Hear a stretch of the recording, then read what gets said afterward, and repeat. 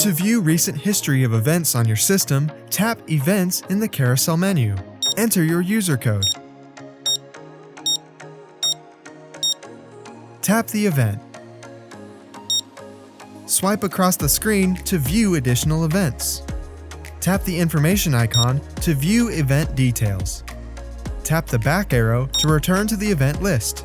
Tap the filter icon to display the Filter Events menu.